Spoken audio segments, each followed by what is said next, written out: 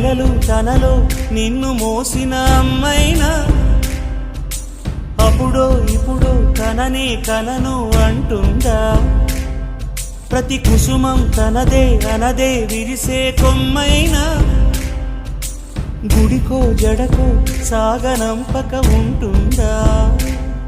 బతుకంటే పడి చదువా అనుకుంటే అతి సులువా? పొరపడినా పడినా జాలి పడదే కాలం మనలాగా. ఒక నిమిషం కూడా ఆగిపోదే నువ్వు వచ్చేదాకా.